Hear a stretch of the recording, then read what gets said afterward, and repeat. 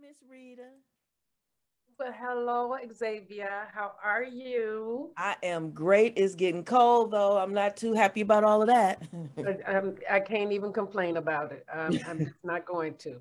Oh, okay. I'm not gonna complain because it's good to see it again, But It is. it's It not really is. it is not my favorite time of year. Yeah. Well, I'm a winter baby, so I kind of Uh-huh. like those change of seasons. Okay. Well, I'm a summer baby Yeah. Yeah. and I love it hot All the time. all the time, all the time. So today you have a pretty interesting show for us. What's your show? The topic today is the joy of letting go. Oh my goodness. I was just listening to something this morning, and they said that the reason people have so much of a problem with letting go is because your mind can only measure what you're losing and it can't foresee what you're about to gain. Exactly. That was That's that was pretty good, huh? that was profound. Yeah. All right. Well, I'm gonna go ahead and I'm gonna let you take the mic over, and uh, I'm gonna become a listener. Well, just what you were just saying, people have a tendency, and this is all of us. And like I was telling you earlier, when I'm talking, I'm speaking to myself as well because I'm learning and growing right along with everyone else. Right. Right. And so when we talk about looking at from the perspective of joy, the joy of letting go, it allows us to create that gap, right? So if I'm actually afraid to let go and I'm standing over inside of, oh no, I want this, I gotta have this, then you're causing more suffering. That's that But attachment, right? that's that attachment. But it's also a conditioning.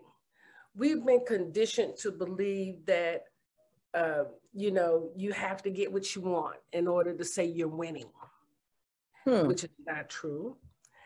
Or that in order to actually make your life work, you have to spoil yourself.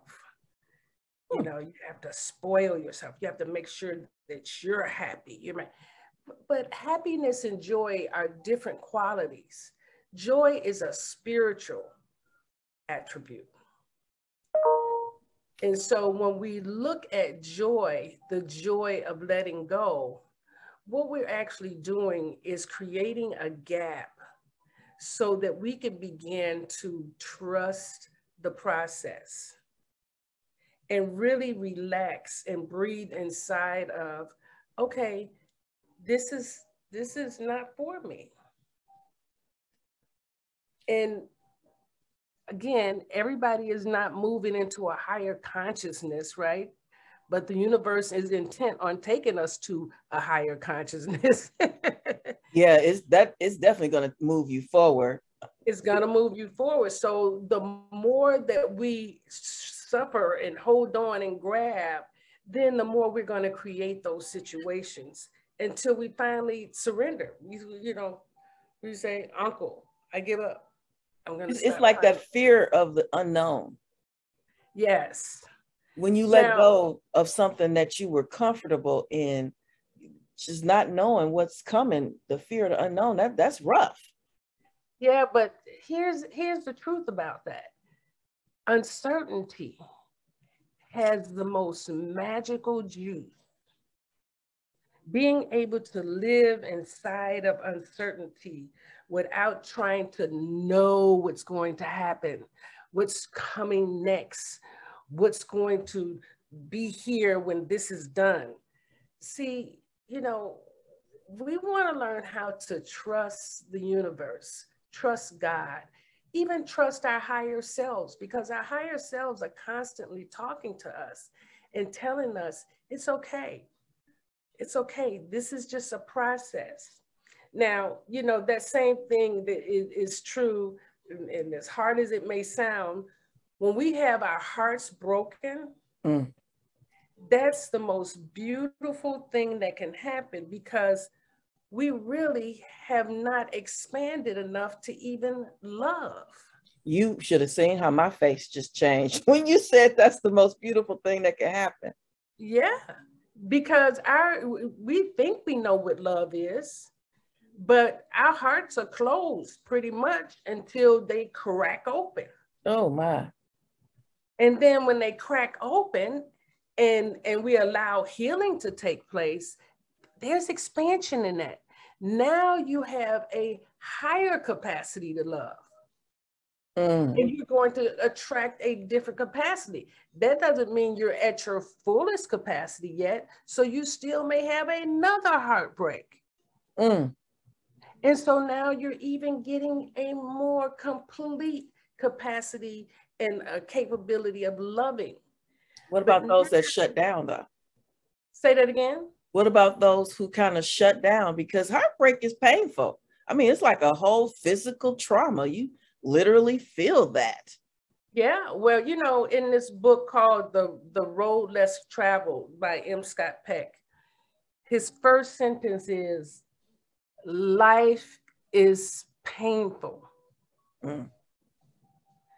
Now, we think that life is not supposed to be painful. So what do? We avoid pain. But the more you avoid something, the more you're going to do what? I hope not attract it. Oh, yes, you are. Yeah. Because what you fear, you're actually attracting. So if you fear a broken heart and you're inside of a relationship and you're trying to be the best person and make this work and make it happen, and at some point, you're really not checking in your capacity to love, because loving is actually letting go all the time, even in a relationship. But what most of us do is we try to what? Possess. I want you to be this type of person. I want you to do this for me. I want you to act like that. I want you to act like this. So are we just supposed to accept anything and just let it all go? Yep. Believe it or not, we are. But here's the thing.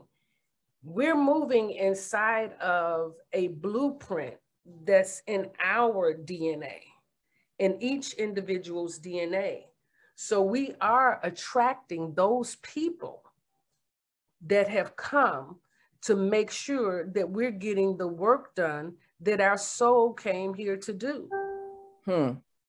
So we are attracting the right people, but if, again, we're not ready, we're not open, our hearts are not open, we're not available to love, then we almost miss the experience because we have not healed. And most of the time it's healed. We haven't healed from our childhood traumas. Yeah. We haven't healed from, you know, our relationships with our fathers, or our separation from our parents, or whatever that is that made us feel abandoned and alone and suffered, you know, like nobody loves me. So every time you go into a relationship, all you're looking for is, does this person love me? Do they love me? And so you're just looking, do they love me? Do they love me? It has nothing to do with, do they love you? Do you love you? So if I love me, then will I even accept being treated a certain way? You will not. You will not. You will shut it down so quick, you know, with no apologies. Like, no, thank you. That's kind of what I guess I was getting at when I said, so are we supposed to accept everything? So it's kind of what I hear you saying is we can't make people be who we want them to be. Right. But if you love yourself, there's some stuff you're not going to accept either. You're not going to tolerate people not seeing your value or actually treating you of value. But again, remember, you attracted this person. So this is when we talk about the mirror work, right? Mm-hmm. Okay. So all we can attract is ourselves. So when that person shows up and they start treating me a certain way, one of the key things, and people say red flag, well, the red flag is for you to see, where am I treating myself like this? Mm. Where am I not loving myself? Where am I looking for something that someone else to do for me that I'm unwilling to do for myself? Mm. And that, you know, that outside validation is actually will take you out, because nobody can love you like you love you. And most of us say, oh, but I love myself. And I promise you, look at your diet, look at your exercise regimen, look at your house, look at your fitness, you know, all those things will let you know whether you love yourself or not. I agree with that. I definitely agree with that. And a lot of times people will tell you, I have a friend that tells me, when I was going through my stuff and really exploring if I actually loved myself, because people see me, you know, doing what I do, because this is what I love to do. It has nothing to do with my own personal issues. You know what I'm saying? Right. So, this is your self-expression. Exactly. right. So this is what I do. But then sometimes I have struggled, you know, with, do I love myself? And, you know, people will say, oh yeah, you definitely love yourself. You know, you're so confident and outgoing and social and outspoken, and assertive, and, you know, all of these accolades or descriptives, adjectives. But, you know, when I'm alone with myself, then I have to look at, you know, I go back and check now that I really know what was going on during my childhood. I go back. Oh yeah, because you know, I just pulled up your childhood in my little database here. I was like, oh no, Yeah. So I'm just like, okay, now that I know that what was going on, and now I really know why some of that stuff happened. Because you told me something one time, I think it was before I even graduated, you know, got certified or whatever. And I was talking to you about my mom, and you told me that I had to forgive her. And you said that I needed to look at where she was and what she may have been going through at the time that made her be who she was then. And all of that has unfolded at this point. Wow. So it's a lot easier for me to forgive her. Now, I can't say that I understand it, though she did say once that a lot of stuff she did because she wanted to feel like she won. And you said that earlier when you just started the show. You said something about feeling like you won. Mm-hmm. Yeah, that's really great, Xavier. And I've watched you do some amazing work with your parents. Just in light of knowing what you went through with them, it's really, you know, it's really extraordinary. You know, I really have to say that. Well, but most of us, excuse me, most of us have been taught that failure is a bad thing. Mm-hmm. And we forget that it is also the best teacher. Mm-hmm. Right? Just like pain is. Mm. Sound effects, right? Yeah. But the truth is, we want to be able to deal with our dark side just as readily as we deal with our light.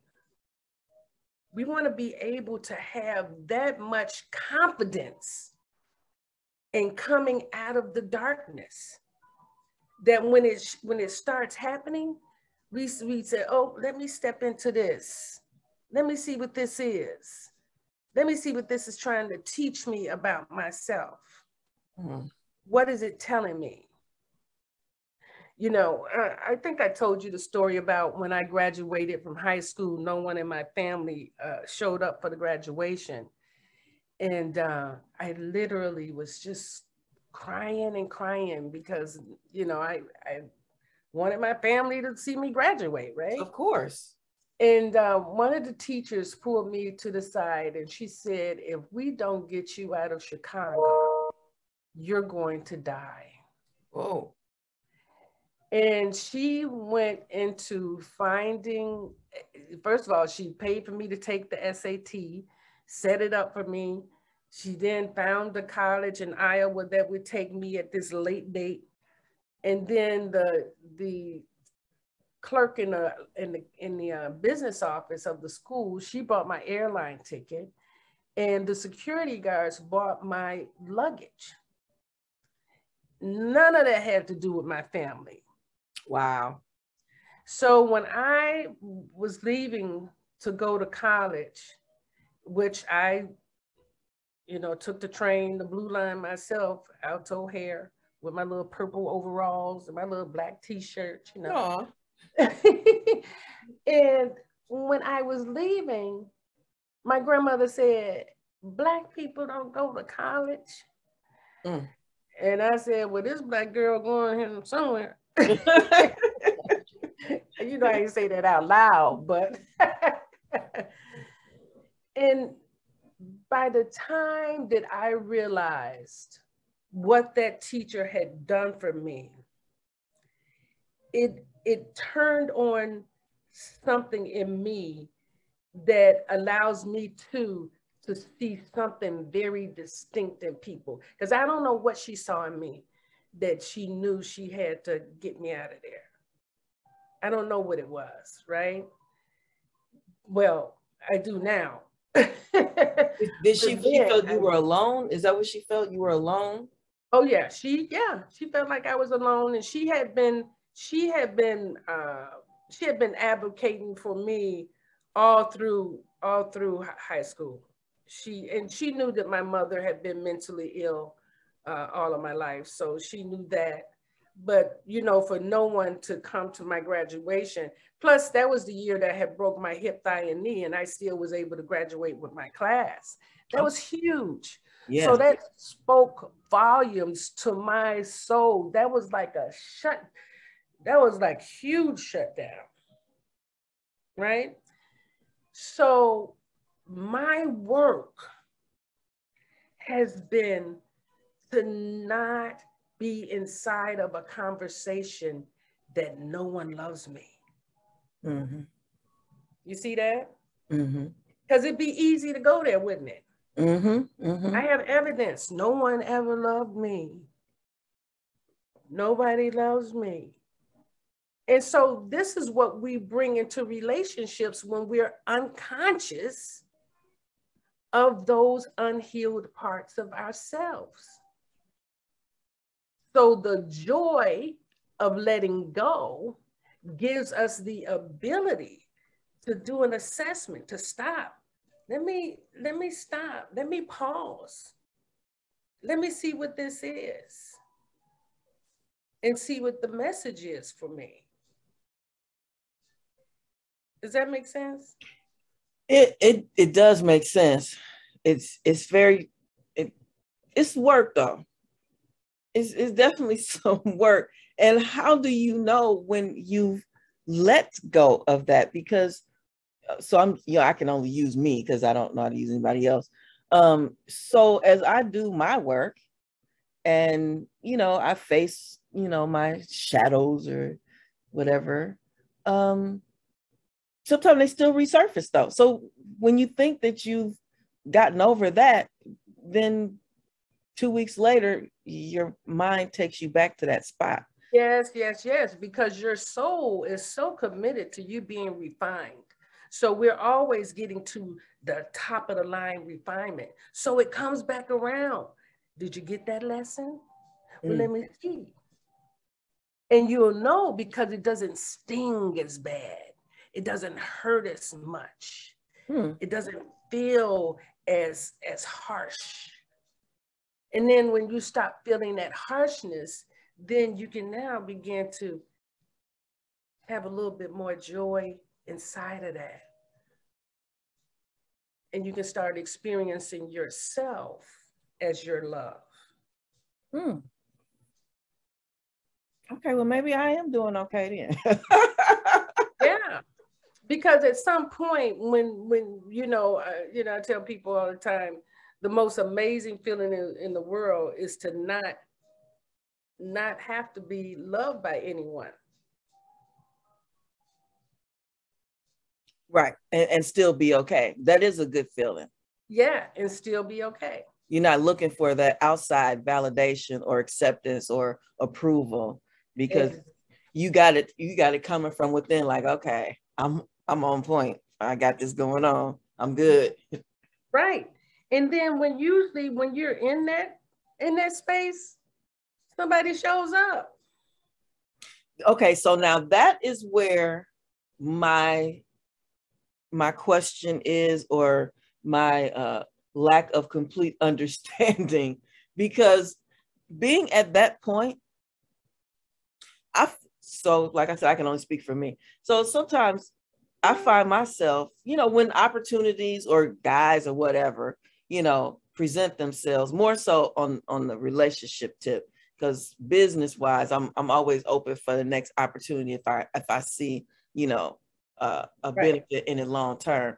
But when it comes to relationships, I think I look at it because I'm at peace, and I will look at people as they come, and it's like, okay, is this really gonna be worth, because I don't want to lose my peace. And that's where you get to actually choose, right? You get to see, you get to now measure that person inside of what is it that you require, instead of inside of, do they want me? Okay. And that's a different measure. You see that? Because when we're looking for outside validation, we're trying to impress and we're trying to do this and do that. But then we forgot to check in, and say, but wait a minute, yeah, they might like me, but do I like them? Absolutely. Yeah, absolutely. Yeah. So sometimes that gives us that edge when we don't need to be loved. We can really say, I can slow this down. I can let this go. I can leave this right where it is and visit it another time. You see that? Mm-hmm. And then it gives you a freedom to just be. You probably heard me talk about Gary Zukav in his book called the Spiritual Partnerships. I think I've heard the name of the book. I don't know if I've ever heard you say his name necessarily. Okay. Yeah, Spiritual Partnerships. But probably about 10 years ago, we did a goddess circle around it, where we actually got together and we were reading this book. And we were reading it as an understanding as goddesses, right? We weren't couples, we were goddesses looking to see, what is it that I need to cultivate in myself to actually be fulfilled, right? So that your fulfillment becomes more important than somebody else fulfilling you. Mm-hmm. Right? Mm-hmm. And then when you do get a relationship and you want to turn it into a spiritual partnership, you now have some guidelines, because within you, you know what it is that you require. Mm-hmm. Mm-hmm. I remember this one guy saying to me, we dated for probably 4 or 5 years and off and on. And he came to me, he said, okay, he said, you've passed all my tests, and I'm ready to settle down, whatever. And I looked at him, I said, you haven't passed any of mine. Whoa. Yep. You haven't passed any of mine. You so busy making sure I'm passing your test, but you haven't passed any of mine. Man, and people definitely get caught up in that right now. Right now there's just like a big male female thing going on. And it seems like the men are pretty caught up in that. Like, oh, yeah, she needs to be happy that I like her or I'm choosing her. And a lot of women nowadays are just like, nah, buddy, nope. Yeah. And it's not anti-man at all. No. Okay. Not at all, and it's also, 80% of my clients, well, it used to be, it has changed quite a bit in the last 4 years. But I used to have 80% of my clients as men. And so I have a deep compassion for the work that men have to do in order to get their hearts open, because it takes a lot more work than women. And men have no idea that they need to do this work. I definitely believe that. Yeah. So usually what they're attracting women that will help them see themselves, help them do this work. But guess what? Their egos will not surrender to that. Ooh. Their pride will not surrender to that. I know a Scorpio. Okay. And they would literally destroy the woman and try to make her feel like she's inadequate, so that they don't have to look at their own insecurities. Oh my. Yeah. I felt like I just went to church and I don't even go there. Well, there's this one book called I Don't Want to Talk About It by Terrence Real. And I love Terrence Real. Terrence Real has written several books that I refer men to. But he talks about that hard life that little boys live. Okay. That they're taught to shut down their emotions as a child. They hurt, they're told to suck it up. They're slapped a lot harder than what a girl would be slapped. They're also taught to be tough. Be tough. And then they get older and they have no idea how to access their feelings. As a matter of fact, they think that feelings should not exist.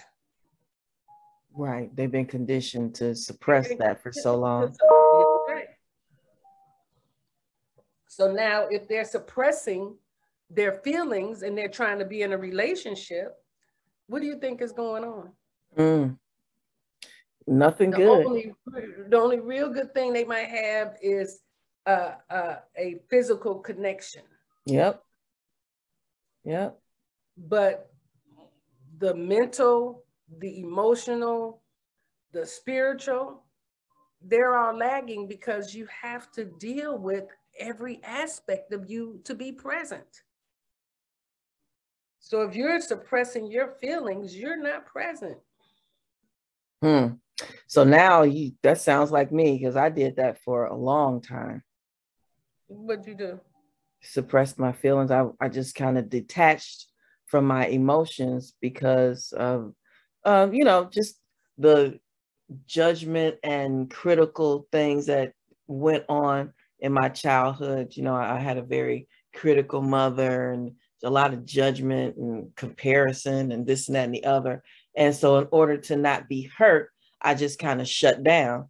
And honestly, it wasn't until I actually went through the certification training and you kept telling me to get out of, what was you used to tell me, get out of my left brain. I needed get out of your head. I needed to experience my emotions. Yeah. And ironically, the next relationship I got in, and I allowed myself to be emotional and experience that, while it was one of the greatest relationships, on the flip side, it turned out to be one of the worst as well. Because what you just described about me being at a point, and I guess I was showing that other person that you need to get in touch with your emotions as well. And that wasn't going to happen. So Nope. it just, exactly what you just described, when I was opening up, I guess that I reflected him, because he must have needed to, I know he did need to open up. And so, yeah, it was the best relationship, but the worst at the same time, because that was that breakup, well, the heartbreak behind it, because I was open for it, you know?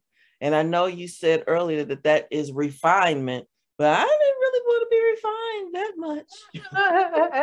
But there's still more refinement to do, Okay.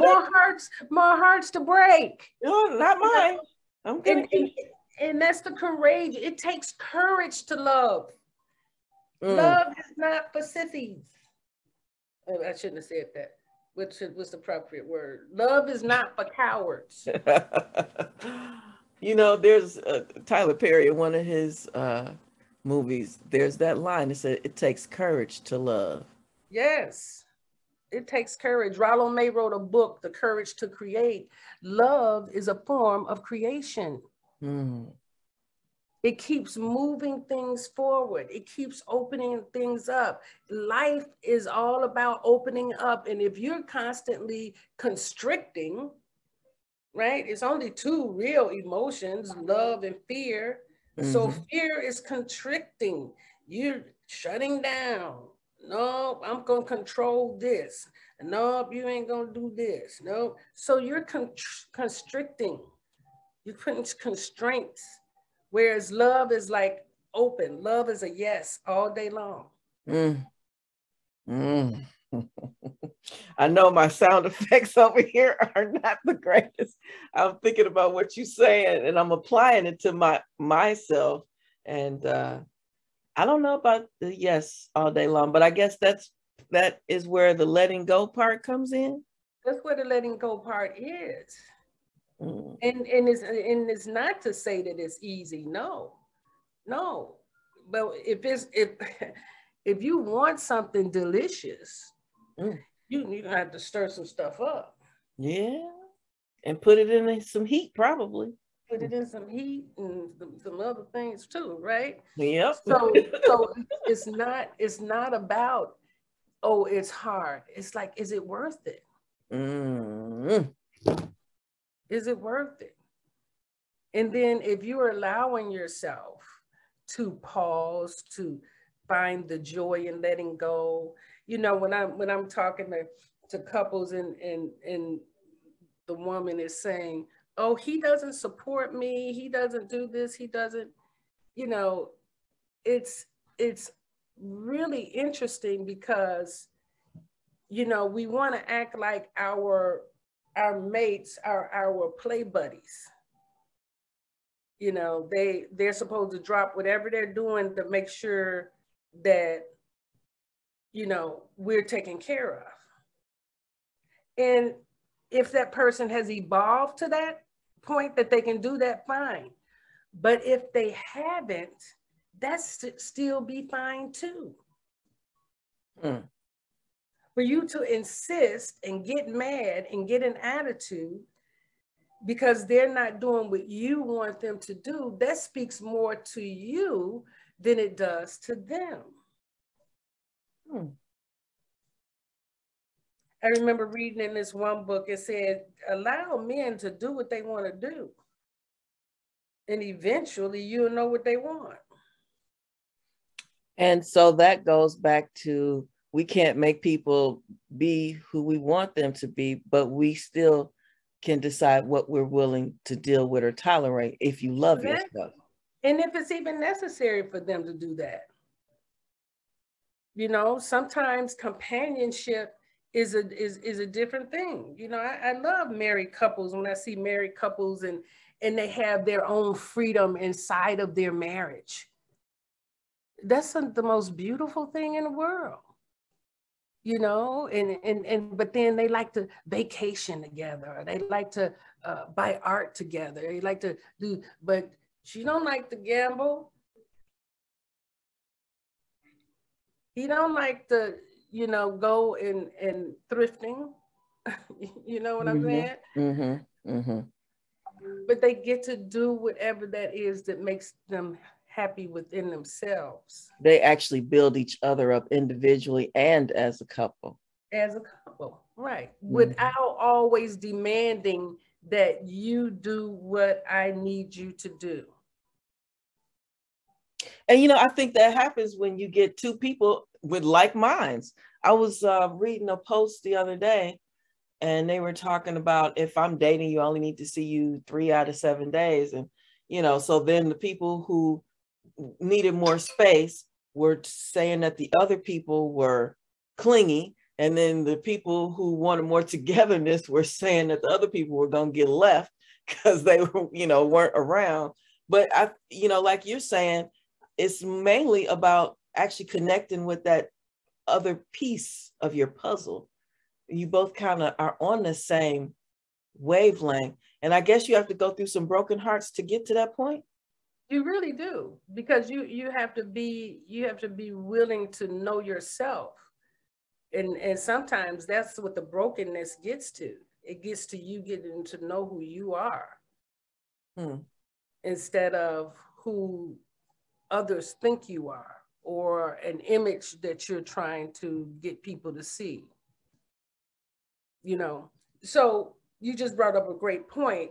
And if we look at relationships inside of the life quadrant, right? So there's the mental house. So in that mental house, you're dealing with a person, you can tell in your conversation whether or not you and this person are on the same wavelength. Mentally, what do you talk about? Do you laugh and joke together? Do you have fun just talking, right? So if that's the case, then you know that there's some compatibility in that mental house. Now, then you go to the emotional. Is there a connection? Can you feel this person? Do they feel you? Do they allow themselves to feel you? Or do you allow yourself to feel them? Right? So you have to be able to allow yourself to see what's going on there. Because that could be that red flag showing up. Oh, this person doesn't allow me to feel them. You see that? So you get to say, oh, wait a minute, let me go slow here, because this is not relationship material. And then the physical side, and mostly everybody get too physical too soon. Because usually once you've gotten physical, that letting go becomes even harder. It's like, oh no, you know, now I got this yearning, right? So then you go to the spiritual. Now, the most powerful part of all relationship is that spiritual connection, because again, our souls are bringing these people to us. And most of us don't even get down to the spiritual because we get stuck in the physical. That's true. Yeah. So now when you get to the spiritual, you get to do some work to see, why did we come together in the first place? What is the purpose of our existence here for each other? Are we to build a relationship beyond friendship, beyond marriage, beyond whatever? Or are we business partners? You get to go into that spiritual realm to see what's there. Every relationship doesn't need to be consummated in sex. That's very true. Yeah. I definitely believe that. Yeah. But some people, again, because they want to win, they want to get what they want, spoil themselves, or whatever you call it, then they want to hurry up. If we're compatible sexually, then we good. No. Nope. You have 4 areas you want to look for compatibility, and sex is really almost at the bottom of the totem pole. Because it's so easy. Yeah. I'm sitting here looking like, I don't know if it's at the bottom, but Yeah, that pleasure principle, Janet Jackson told us about it, baby. yeah, yeah. So I read a lot of conversations about sex as well. And I think that part kind of depends on that everybody has a sex drive and everybody's sex drive is different. And some people's sex drive, it's like, if I have it, I have it. If I don't, it's all good. And some people's sex drive is, I really gonna need to get some, because otherwise I'm not gonna be able to focus, because it becomes a little distracting. That feeling, it can really bother you. It can really bother you. But I totally get, the other things that you need to be compatible on. I'm just saying that I think sex is actually a really important one. It's almost a spiritual thing. I think it goes along with the spiritual part of stuff. It really is, but only in a highly evolved person does it become real, right? In what is it, Think and Grow Rich by Napoleon Hill, he has a part in his book where he talks about, I think it's chapter 11, where he talks about sex transmutation. And what he says is that real geniuses know how to convert sexual energy into creative energy. And so you, instead of giving up that energy by having an orgasm, you actually take that energy and use it to develop whatever it is that you're saying is distracting you. No, just use that. Just use it. We've been taught to physically express sex instead of to use it as a creative tool. Wow. Okay, yeah. So I guess I'm not a genius. Well, we all have the possibility of being a genius now. I don't know how close I am to it. Well, it can be very distracting when that feeling hits. My dad taught me, that sex is not love and love is not sex, and that sex drive is as natural as eating or urinating. And he said you will desire sex whether there's anybody around you at all. I mean, you could just be sitting minding your business during the day and it just creep up on you, and then what do you do with it? But you can have that. You can have that anytime. And it's a discipline thing too, right? It's definitely a discipline. Yeah, just because you desire something doesn't mean that you have to give into it. But sometimes you have to calm that desire down a little. Well, you calm it down through a different means by transmuting sex into another energy, another expression. It's like, when I want to create something, I literally raise my Kundalini so I can feel that. So I can use that energy to finish a project, to give me more energy to get it done.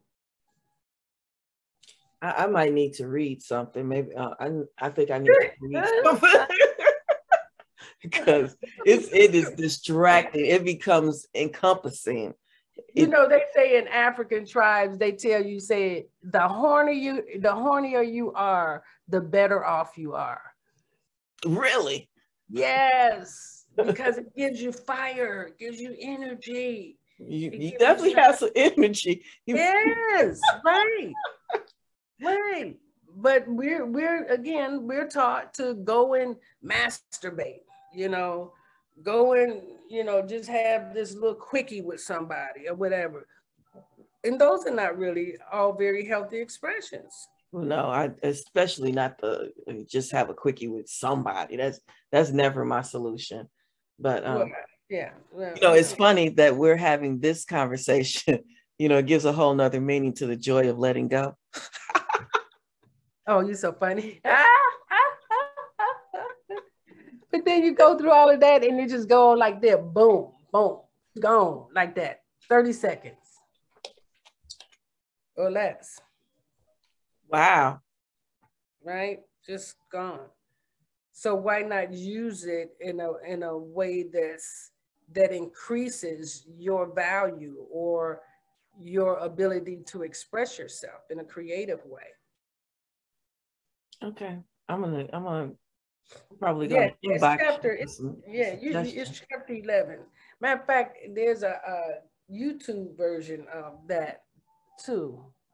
I think the sex transmutation. Yeah. I have to read up on that because I've struggled with that for many years, and it's always a distraction. I have to release that pressure in order to uh, focus again. I can get really discombobulated with it. It definitely is an issue for me. Yeah. Yeah. But once you add knowledge, that's why they say love and light. Light means knowledge because the more knowledge you get, the more your brain synapses, there's light. It lights up. Your brain lights up when you get more knowledge.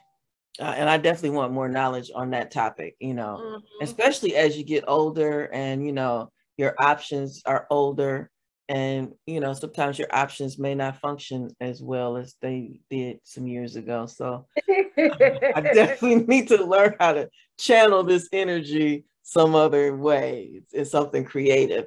I have a lot of stuff going on, so this will be good. But I'm gonna let you go ahead and get back to your topic because I like to talk, especially to you. So I'm Yeah. gonna let you get back. So the other thing that I wanted to speak to when we are talking about the joy of letting go is looking at the conversation of trust. Mm. Most of us walk around saying, I got trust issues. I don't trust people, or I don't trust men, or I don't trust women, right? So when someone says that to me, it immediately tells me that that person is not to be trusted, right? That person is not trustworthy. Well, why isn't that person trustworthy? Because they are not 100% available. They are waiting for something to happen before they can actually show up. So they can't be trusted. You're not even getting the whole person. Wow. Yeah. So the next time you go around saying, oh, I don't trust him, you want to know that trust is in you. Ooh. You trust yourself. You can trust that the universe is going to show you who this person is, exactly what you need to see, and you don't have to judge them or anything. You can just observe and say, okay, and let it go. But again, you put some tough stuff out on the table today. Well, I've been in meditation on this for a minute because I was, I'm like, I don't even know why people would want to hear my opinion, because I know that my opinion is like a drop in the ocean. I don't hold that much value to it. I do know that I've experienced enough hurt and pain that I've gotten to a point where I do have joy in my life, and I have a whole tribe of men around me, that just love being in my space and doesn't have anything to do with sex or anything. Mm-hmm. Well, you're such a cool person to be in their space. We all like being in your space. The wisdom and knowledge of all the things that you've researched and studied and read and traveled and talked to people, and it just really feeds your spirit. That's good. It feeds my spirit to be connected to you and hear what you have to say. So I'm so happy that you're doing your show once a month so that I can I get to pick your brain a little bit on whatever topic you come up with. Right. Yeah, because the reason I wanted to do about opening to love is because we spend so much time talking about how can I be in a relationship when we first want to deal with mending our relationship with ourselves. Mm-hmm. You know, and what does that look like? What is that? What's missing? And that last one that you threw out there with trust, that's huge though, because many people, many people have been through so many things until it's almost like life conditions you not to trust other people. And when you say that person is not trust, because I think of myself, you know, I've been through some, so I can be a little leery of people when they're saying, you know, who they are and what they're about. I'm like, okay, yeah, okay, we'll see. If that's, you know, you're just a little leery. I'm not 100% into what you're saying, because so many things have happened where people have not been who or what they said they were, or did what they said they were going to do. So how but that's a form of healthy skepticism. There's nothing wrong with healthy skepticism. But trust is in you knowing that they can say all of that, and then they're going to have to demonstrate, right? Don't listen to what people say, watch what they do. Absolutely. Right? Watch what they do. And then when they do it or don't do it, you don't have to say, oh, I knew I shouldn't have trusted you. No, you trusted yourself. Okay. You thought. I used to tell people, listen, you don't want to be involved with me if you're not sure about what you're doing, because the universe is going to show me exactly who you are. Oh yeah. And I'm not going to look at your phone. I'm not going to be scouring your stuff. I'm not going to be searching for nothing. Because who has time for all that? Nobody. Unless somebody who is not up to doing anything with their own life. And they probably shouldn't be in a relationship anyway. It takes too much time and energy to be stalking people and going through all that stuff. And that's just too much. And people swear that means something. You know, I can look in your phone. I got my own phone. Right. And the stuff in my phone is actually for me. So really, yeah, that's even better. That makes it better. And if I have to be suspect of something that you're doing, again, that is to be observed. That speaks to me. And what you just said, like, what am I going to put up with? Right. You get to call that shot. Right. So you don't have to tell that person, oh, look what I found in your phone and all that. I'm not going to be doing all that. You go on your little merry way. Right. Right. I think too, the whole trust thing, to some degree, because I've, you know, thought about this in regard to how I handle my situations as well.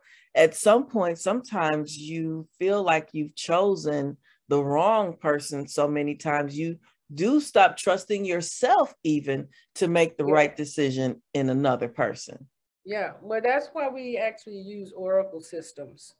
You know, that's a whole nother conversation. Maybe I'll speak to that on our next call.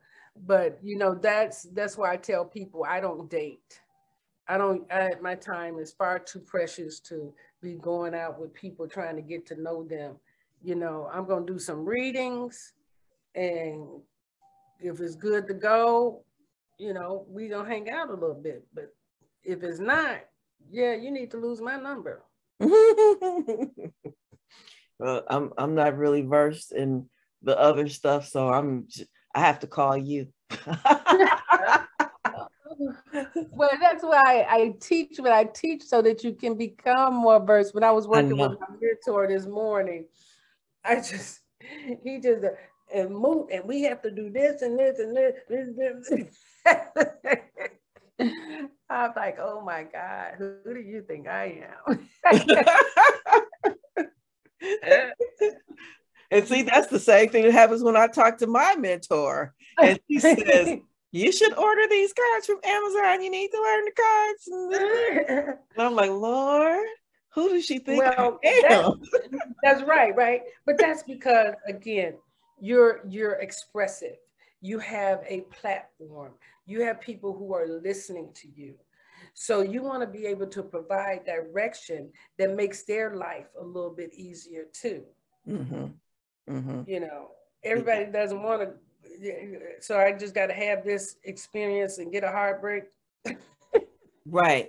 If I can avoid the heartbreak part, I will do that. Yeah, yeah. So Nobody you wants can to read hurt. and say it'll tell you this is a karmic relationship. If it says it's a karmic relationship, you better believe there's gonna be some pain involved. Ugh. I don't care how much you love the person.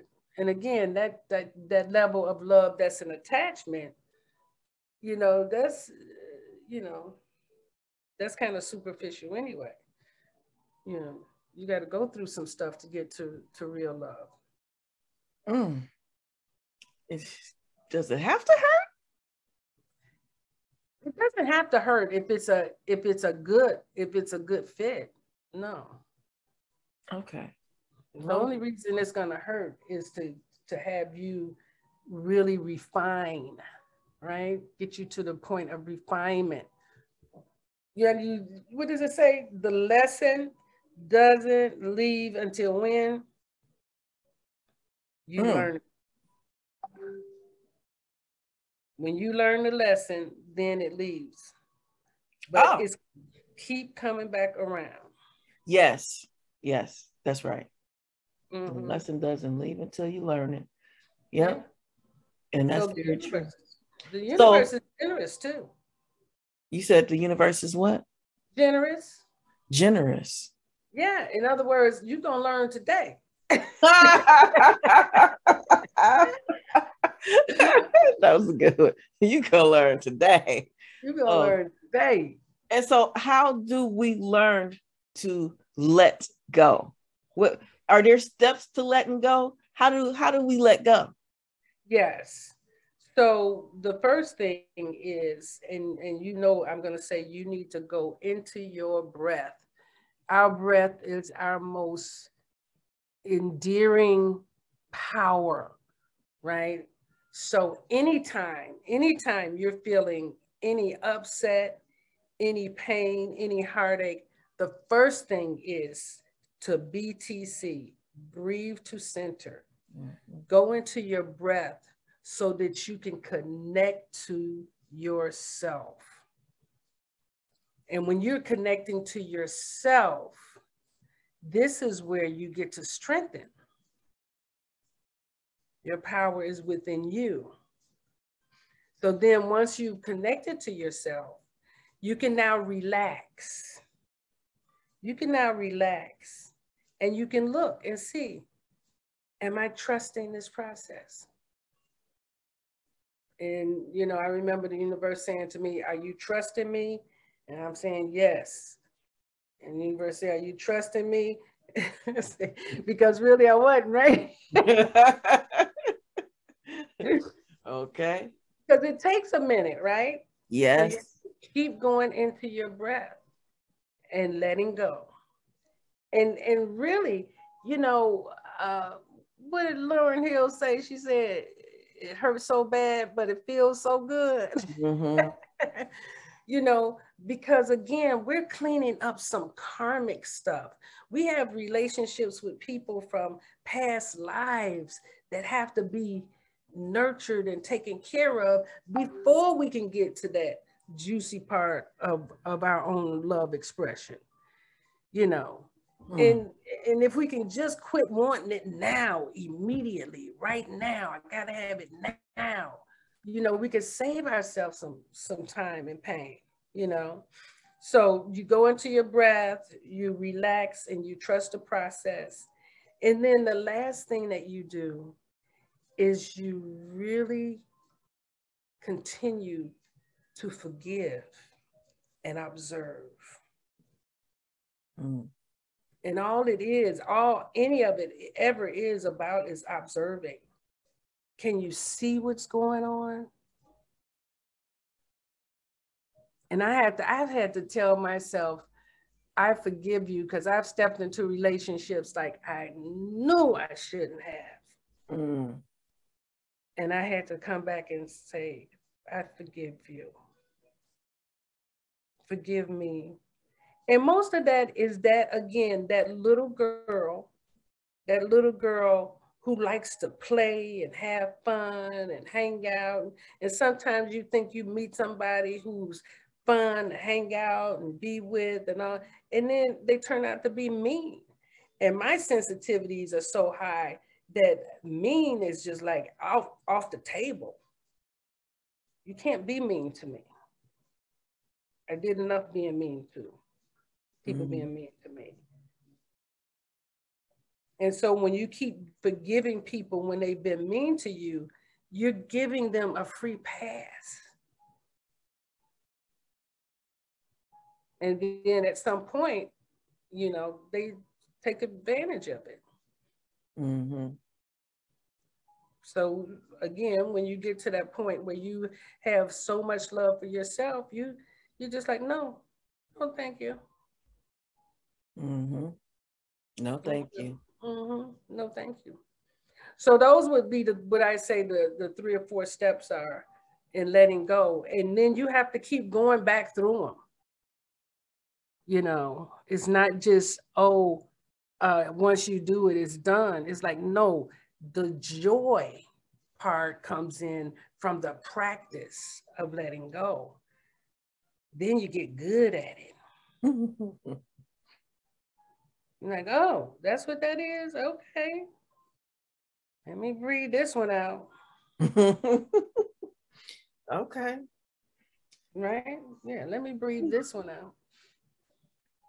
Yeah, letting go is definitely, it's doable. It's very doable. It feels good.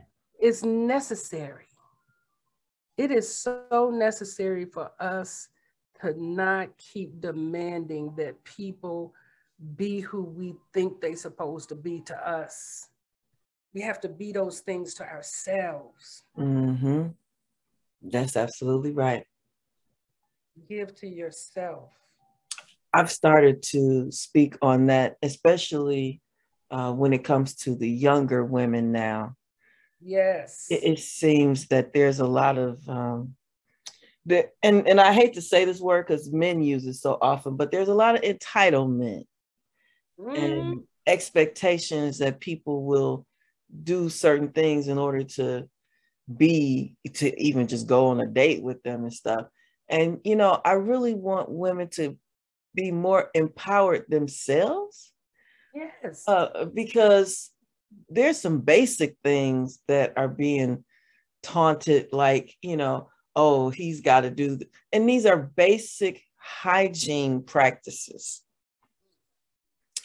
And we need to be more empowered, not to expect those things outside of ourselves. You were talking about spoiling.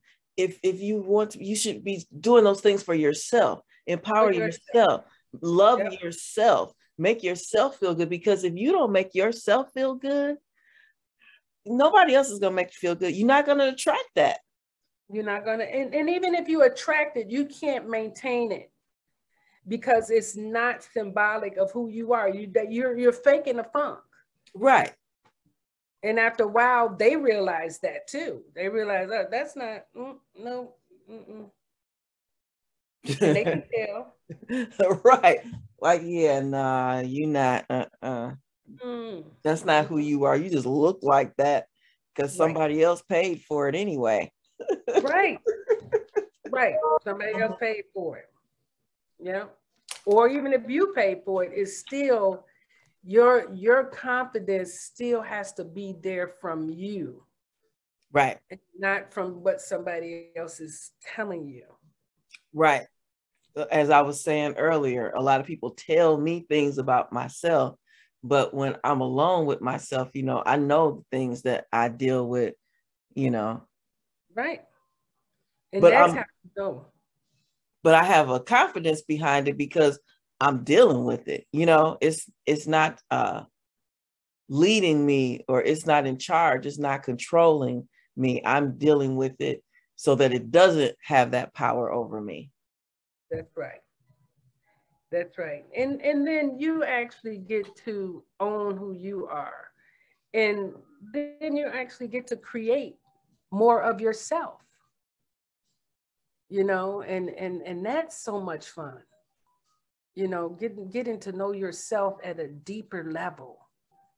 Most of us don't realize what amazing beings we are. We don't even know because we spend so much time outside of ourselves. Mm-hmm. But the real person, we don't even know. So we need to take time with that. And I think the joy of letting go gives us access to that. It creates a gap, definitely creates a gap, because when you first letting go, it don't feel very joyful. Definitely not. But in the practice of it, it gives you strength. And a different kind of strength, not like, I'm strong and no, because you still have to have access to vulnerability to even relate to people on an emotional level. But again, if you don't have that confidence and that love for yourself, you can't be vulnerable. You want to hide and pretend. Yeah.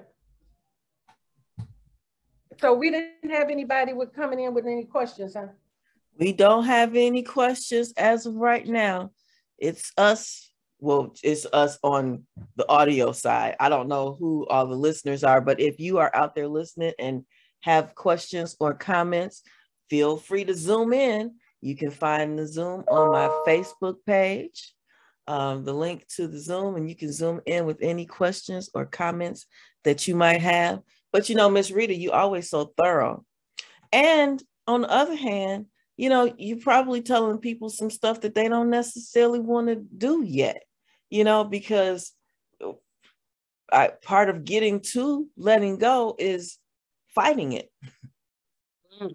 You don't want to let go, but then at some point you realize you're going to have to let go. And then it comes a point where you realize, I should let go. And then sometimes you get to a point where you're like, why the hell was I in that anyway? Why was I holding on so tight in the first place? Why are my hands all torn up with blood because I was holding on so hard to something that really wasn't good for me?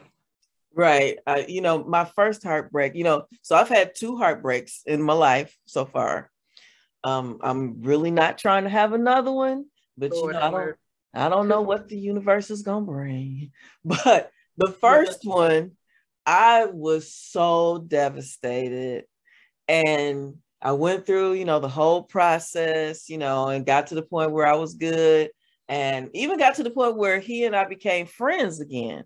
No sexual connection or anything like that, just actual friends, because we have some similar interests and stuff, and we talk about that, and every once in a while we'd even meet for lunch. But as I got to know him more and more, I realized that I had dodged a bullet. Yes. And I was I have been, and there's other things that have, passed over time. I've seen him out and about, and I don't want to go into his business at all, but I'm just saying there have been more and more times where I have felt I am so glad it's not me. There was a time when it broke my heart that it wasn't me. And now I'm like, thank you, universe, God, everybody who had anything to do with it. I'm so glad it wasn't me. Yes. I tell people the whole conversation about cheating is in that realm, right? I don't like to use that word because actually it's just a person who has no integrity. Right. Right? No integrity, because people literally are going to get for themselves what they require. Mm-hmm. Now, what they need to do is have a conversation with the person they're with and saying, listen, I'm actually, done with this phase of our relationship. I'm going to go and do something else. That's the mature thing, right? Whatever. Mm-hmm. Why would you need to go and have that relationship with somebody else and destroy this other person just because you couldn't discipline yourself or something, right? Mm-hmm. It's all about Like, integrity. it's all about integrity. So you can look and see, does this person have integrity or not? And most of the time they don't. Yep. Yep. Yep. And that was one of my things. And sometimes we think that we're going to be the different one. Oh, no. It's going to be different with us. And I think I fell into that probably with the last one. His integrity was a lifetime of questions. And I actually had some friends that got mad at me because I decided to date him. But you've done our cards and you said that he and I have been in lifetimes together. So I guess I just couldn't say no to him after I don't know how many lifetimes we've been through this together. But yeah. But everybody's not doing their work. And you've said that over and over, and I mentioned again that a lot of men do not know they need to do work. Oh, absolutely. So if they're not in a relationship where they're surrendered to their partner, supporting them and healing those wounds from their own childhood or from their past or whatever, then a lot of times the relationship is not going to have any depth. Mm-hmm. So it's kind of like that karma is going to show up, but you could clean it up if you're willing to do the work around it. It seems very few people seem to be ready to do the work. Well, I won't say very few people. There's a lot of people that are doing the work, but there's definitely an equal amount that are not wanting to do the work. And somehow those of us who are doing the work, how do we wind up with them? Because we're what they need. It's part of our journey too. Yeah. Oh man. It's part of our journey too. Oh man. That's all I can say about that. Because remember, the universe is always generous, always making sure that everybody gets what they require. And if we could just resist so much pushback and just really let go, let go. Even inside of looking at the strangeness of it. And then develop our communication skills, because we're horrible communicators. And many of us weren't raised inside of families that created, easy people to talk to. Yeah, I know I wasn't. I think on your first show, you said something about sarcasm, and that was rampant in my household. I speak fluid sarcasm for sure. And what did you say about sarcasm on the first? Sarcasm is a form of abuse. Yes, that's what you said. Mm-hmm. It's a form of abuse, and the reason that we perpetuate it is because we were raised in households where that was the language that was spoken. Yeah. And so we think it's okay. Mm-hmm. But sarcasm literally undermines the energy of the other person. Yep. You're telling the truth, but you laughing at the same time. If you really have some guts, say what you mean without having to use that as a put down. Man, there was sarcasm on a daily basis in my household. Listening to my mom and dad go at it. I mean, even my kids, it of course has passed down because it's just like, it's almost like a running joke, but it's the sarcasm. And sometimes we don't even laugh when we say it. We just kind of say it and then look at you. Yeah, right. But Man. it's a form, and at some point we do need to stop it so that we could develop deeper communication skills. Because a lot of times people say the reason I don't tell you anything is because you don't make a joke out of it. So it's like, why should I reveal myself to you when I know that you're going to come back with something later on? And my kids have always said, I like to make people feel stupid. And my answer to that has always been, I don't have anything to do with them feeling stupid. If they feel stupid, that's on them. That's my response to that. But that comes from growing up in the household that I grew up in. That would be something my dad would say. My dad we talk about all of the things that my dad would say and we laugh, but you know, being on the receiving end of some of those little sayings that we now laugh about, you know, wasn't always a pleasant thing. So I agree. It definitely can be abusive. Yeah. And even, you know, when you're working through that, the best thing to do is just observe yourself when you're using that as a form of communication and really look and see, how could I say that in a way that's more nurturing, that's more supportive, that's loving? Most of us don't realize we're not loving. We just have no sense of love. You know, and kindness, if nothing else, be kind to each other, right? So you want to just tear somebody up and oh yeah, woo, woo, and spit them out and all that kind of, that's not loving. Nope, it's not. But you know, as I work through my issues with, because after you said that, and I'd been working on some stuff anyway. I was listening to, I can't remember who it was I was listening to, but they were saying that generally when you're listening to dialogue, the person that's talking the most, that's always got to get everything out, that's usually the least intelligent of the two. They said that intelligent people generally listen more than they talk, because that's how you learn, by listening. Yep. And I took a look at myself to see which end of the spectrum I'm on. Now, I mean, of course, when I'm doing, you know, something like this or a show or whatever the case might be, of course I'm talking, but in just conversations. So I've been practicing much more listening. I will listen a whole lot more. And as far as and I do monitor what I say, because I don't have to say those things. You know, right. I don't want to make people, I don't want to break anybody's esteem. I want to build people up. I don't want to tear people down. Yes. And I realized that as I was growing up, the whole and especially once you said it that day, I really thought about it. I was like, you know, yeah, that's just another form of tearing someone down to make yourself feel better.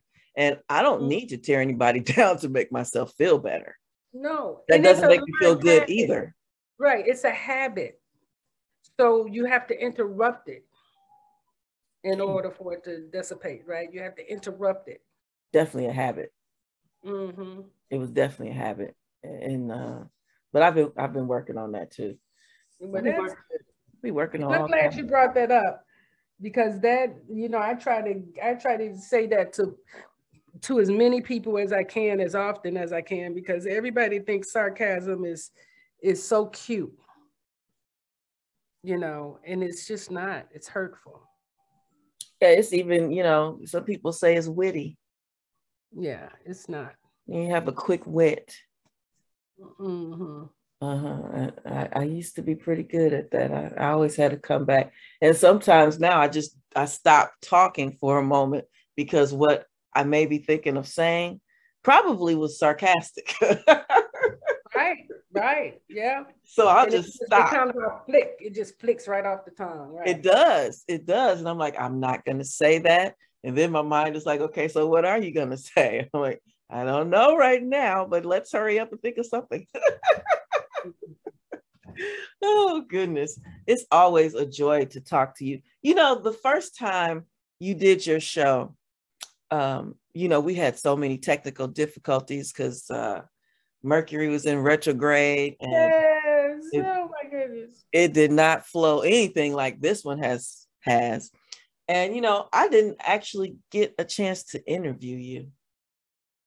Oh, wow. I didn't actually get a chance to interview you. You think, I don't know if you have some final words, whatever you think, I could get 5 minutes to interview you? Yeah, go ahead. You can do, yeah. Mm-hmm. Okay. Hold on. Let me hop over here to my, can you still hear me? I can. Okay. Whenever I get off of the main screen, I always wonder if I can still be heard. I guess it's still going. Everything is still going. Okay. Let me see. Where is it now? All right. So give us just a quick overview and tell us about yourself, what you're into and all of that kind of stuff. Oh, I am into, what am I into? Probably Master Force. I've been on my life mission now for about 30 years. And when I started it out, I didn't realize it was a life mission. It was something that I was responding to and the needs for the young people that I was surrounded by at that time, which was my son and his friends. And so I started developing workshops in my home where I could teach young men and women how to, just develop a spiritual acumen that wasn't so attached to the church, right? Mm-hmm. Or religion. I think sometimes religion can hinder us from our spiritual growth, right? So, so Master Force, and then what else am I into? Actually, am a writer. So I've published about seven books that are on Amazon. And then I also am a grandmother of 5. Oh, wow. Yeah, which is probably my most grateful joy that I actually experience right now. My oldest grandson is 15, and I just, he's so tall. And it's just so funny to see him, remember him as this little boy 15 years ago, like, oh my God, look at this giant, Oh, wow. Okay. Yeah. And so, what else? Go ahead. No, you go ahead. No, that's what I would say. Those are the main things that really I'm into, and my children, of course, right. And so what has been your proudest moment? My proudest moment was starting my online school in 2010. My spirit told me to start the online school. And just as I was trying to figure out how to do it, one of my Facebook friends called and said, hey, my spirit told me to make you a website. I said, what? He said, yeah. He said, do you need a website? And I said, I absolutely do. I'm starting an online school. So he built me a website, which I thought was absolutely amazing.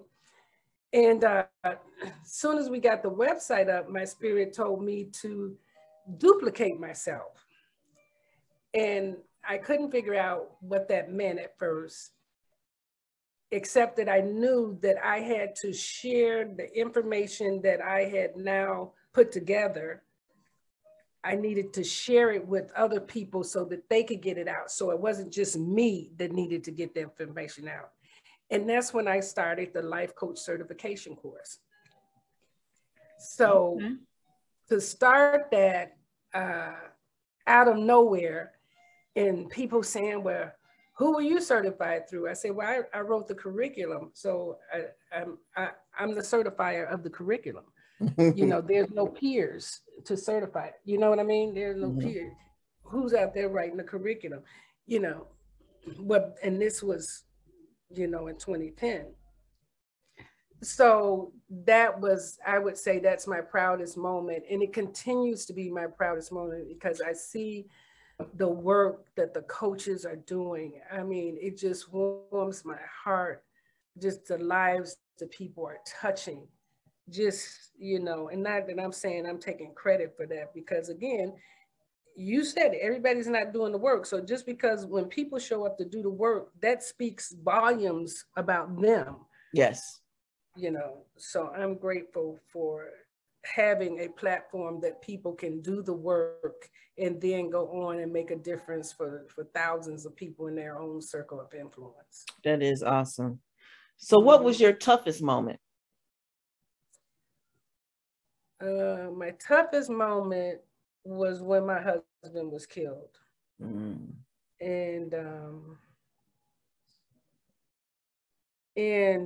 I didn't have parents to call. I didn't have anybody to call, really. And yeah, that was my toughest moment. And it was kind of like, what do you do now? And the last thing that I wanted was to be a single mom with kids. And that's how I ended up in the next horrible relationship because I was trying to avoid the single mother, you know, and I could have did without that relationship, you know. Yeah, there's always that one, huh? Or two. Yeah, yeah. That was the one, like, I'm gonna save you. I'm gonna help you. I'm here to help you. And yeah, right. Yeah, but now today we're good friends, so. Oh, well, that's good. I'm friends with most of my exes except the two that stalked me. One that stalked me wasn't even an ex. So I always talk about relationships, so I have to ask a relationship question as well. So are you single? Yes, I am. Okay, and so why do you think you're single? I'm single probably because, you know, I feel like I've been married before, been there, done that. Yeah, and a lot of the people, the high value men that I know are really already married and in great relationships. You know, so yeah, I don't believe in stepping out on people's relationships. So yeah, me either. If you could go back and give your younger self a piece of life advice, what would it be?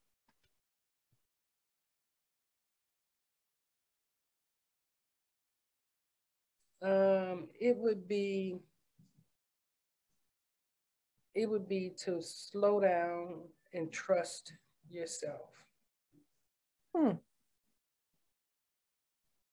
Because I do feel like I am a genius, and I do feel like I bring a lot to the table, and the relationship choices that I made weren't indicative of that genius. It was a survival kind of. And if I would have just trusted myself and just, you know, continued on in my vision, but then again, I wouldn't have my beautiful children. Yeah, that's always a trade-off, right? It's like, maybe I shouldn't have did that, but I got such and such from that. So yeah. Right, exactly. So it's all in divine order when you actually look at it. That's true. And I say that, and you always talk about me because I trust the universe on everything else except for some stuff. Right. The universe always aligns right in time, but then I'm like, oh no, that wasn't supposed to happen. Right. So who are your top 3 comedians and why? Oh, comedians. My top 3, do I have 3 top comedians? Okay, my number 1 would be definitely Dave Chappelle. Okay. My number 2 would be Eddie Murphy. Okay, all right, old school. And my number 3, who would be my third? Who would be my third top? Maybe I only have 2. Okay. So what is it that you like about Dave Chappelle's comedy? Because he's brilliant in his delivery. He is brilliant in his delivery, and he causes you to think. And you know, that's when the sarcasm that he uses in that platform, that's where you should use that. right? Mm-hmm. You know, that's where that makes a difference, because you have millions of people having to check themselves. And you can get angry and all that, but literally it's like, dang, did he lie? Right. He didn't lie. So, you know. Right. Yeah. Okay. And I have two more questions. What is your favorite vacation spot and why? Ooh, dang. Let me see. What is my favorite? My favorite vacation spot. Mm-hmm. Man, that's a hard one. Because you've been everywhere. Well, but favorite, when you think of favorite, so I would have to say Cancun. Oh, okay. And why do you like Cancun? Because of the swimming outside of your bedroom. Okay. I love to swim, and I love to swim naked. Okay. Okay.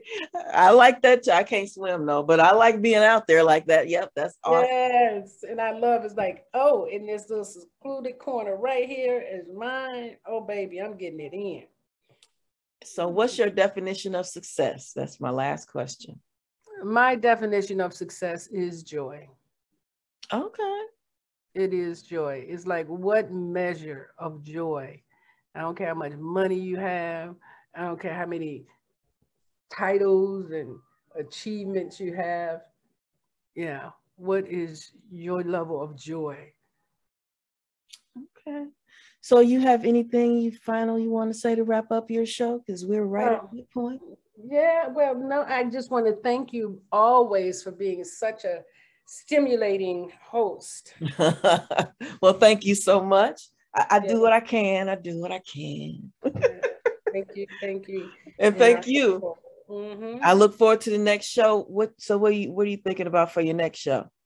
My next show, I may talk about how to using the Oracle systems inside of choosing mates. Okay, that sounds like a good one. I should try and order me some cards by then. Yeah, or the E-King or something like that. Yeah. Okay. Well, thank you for being on the show today, Miss Rita, and I'm looking forward to your next show. And you have a great weekend.